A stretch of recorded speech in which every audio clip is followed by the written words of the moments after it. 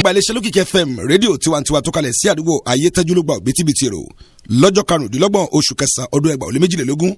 níbi àkójá ìwé ẹ̀ ìyẹn evangelist CHIHE Geremiah tí gbogbo ènìyàn mọ̀ sí Àríyọ̀ Melody Gospel Singer àtìlẹ́yìn ìtorígbà láti ọwọ́ àwọn tí wọ́n jẹ́ ìjọ Christianese ti ìlú Ipobe àti tìlú Kétu tó fi mọ́ tìbútòrò ìpínlẹ̀ Plateau kò lóhùn ká níbi tí olórí ẹgbẹ́ àánú olúwapọ̀ gospel ti láǹfààní láti gba òbítíbitì àdúrà lẹ́nu àwọn tí wọ́n jẹ́ aṣíwájú ìjọ náà bàbá wa nínú olúwa senior apostle general Dr. Amos Ogunọlá ló fi àdúrà ìṣíde bẹ̀rẹ̀ bákan náà ni wọ́n tún bá wa sọ̀rọ̀ yẹ̀jú lẹ́yìn tí gbogbo ènìyàn tó wà ń bẹ̀ fi etí gbéyàwó ẹ̀. nítorí pé Ọlọ́run gbé ọ kalẹ̀ fún ìlò rẹ̀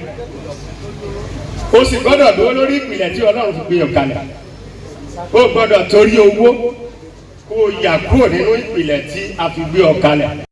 màmá ọjọ́ náà màmá wa nínú olúwa senior prophetess Jọ̀sú Modúpẹ́ọlá láti ọ̀nà Èpò nílùú Kétu gẹ́gẹ́ bí ìyá ọjọ́ náà ló láǹfààní àti sọ sídìí ọ̀hún di ti gbogbo aráyé rí èyí tó sì jáde takọ̀lẹ́ ẹ̀ sì ń jẹ́ onígbọ̀wọ́ gbólóhùn tí wọ́n fi léde rèé lẹ́nu ọ̀pá gbohùngbohùn wa. ẹni ènìyàn bí ènìyàn ètò fẹ́ dìde ogun tiẹ̀ ilẹ̀ àgbẹ̀ mi. lẹ́yìn kẹsẹ̀tì ó kọ́lé mọ́lé ó ralẹ̀ mọ́lẹ̀ òkìkí àákàn.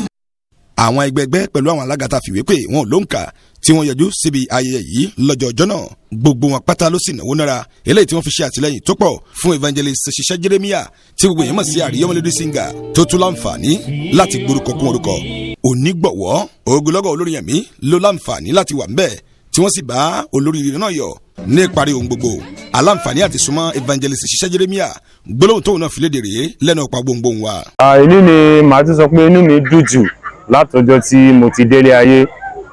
èní mi ò lè sọ pé béèyàn bá gẹṣẹ inú mi ó máa kọsẹ̀ ayọ̀ mi kún torí pé àwọn tí mo pè wọ́n fìfẹ́ wọ́n dìde wọ́n wá tì mí lẹ́yìn mo dúpẹ́ lọ́wọ́ wọn gan gbogbo bí tí wọ́n ti mú owó tí wọ́n wá ná lè ní Ọlọ́run á fi púpọ̀ rọ́pò fún wọn. Kásùmù Ṣùlá ló ti ń jábọ̀ ìròyìn fún iléeṣẹ́ Osolo TV.